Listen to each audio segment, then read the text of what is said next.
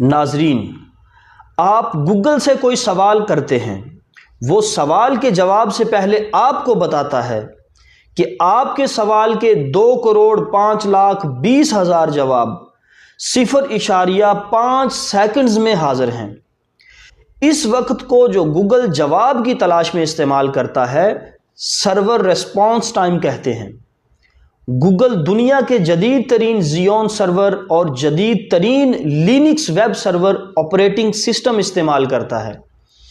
اس system نے صرف موجود معلومات کو جواب کی مناسبت سے میچ کر کے آپ کے لیے لائن اپ کرنا ہوتا ہے، اور وہ اس کام کے لیے آدھے سیکنڈ سے 1 سیکنڈ کا وقت استعمال کرتا ہے، اور بڑے فخر سے جواب سے پہلے آپ کو بتاتا ہے کہ آپ کے لیے میں نے یہ جواب 650 ملی سیکنڈز میں تلاش کیا ہے۔ اب ہم کمپیوٹر کی سکرین سے کرکٹ کے میدان میں چلتے ہیں۔ شعیب اختر یا بریٹ لی بالنگ کرا رہے ہیں۔ گیند 150 کلومیٹر فی گھنٹہ کی رفتار سے پھینکی گئی ہے۔ وکٹ کی لمبائی 20 میٹر ہے۔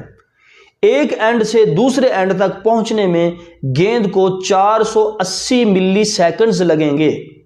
اب فرض کریں کہ گیند شارٹ آف لینتھ ہے تو وکٹ کے نصف کے قریب ٹپا دیا گیا ہے۔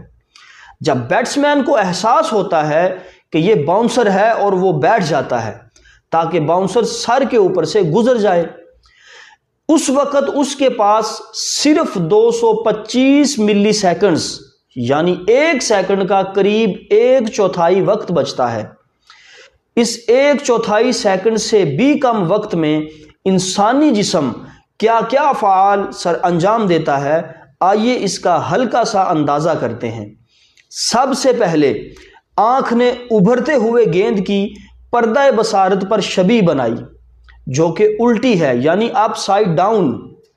دماغ نے سب سے پہلے اس شبیہ کو سیدھا کر کے سمجھا کہ باؤنسر آ رہا ہے، پھر اس نے فیصلہ کیا کہ اس باؤنسر کی سمت شاٹ لگانے کے لیے درست نہیں، لہٰذا مجھے بیٹھ جانا چاہیے۔ اس فیصلے کے بعد دماغ کے 86 ارب نیورونز میں سے ایک حصے میں موجود لاکھوں نیورونز نے اپر موٹر نیورونز کو پروپریوسیپشن کا حکم دے دیا۔ پروپریوسیپشن وہ عمل ہے جس میں انسانی ذہن جسم کے عضلات کو حرکت دینے سے پہلے ان کی درست جگہ کا تعین کرتا ہے کہ کون سا مسل کس پوزیشن پر اور کتنے کھچاؤ میں ہے۔ جسم کے 650 مسلز کے کروڑوں مسل فائبرز کی درست جگہ اور کھچاؤ کی معلومات دماغ کو پہنچا دی گئی۔ تب اس نے 450 کے قریب عضلات کی لاکھوں مسل فائبرز کو اپنی جگہ سے سکڑنے یا پھیلنے کے لیے کروڑوں سگنلز اپر موٹر نیورونز کو فراہم کیے۔ اپر موٹر نیورونز نے یہ سارے سگنلز حرام مغز کو پہنچا دیے۔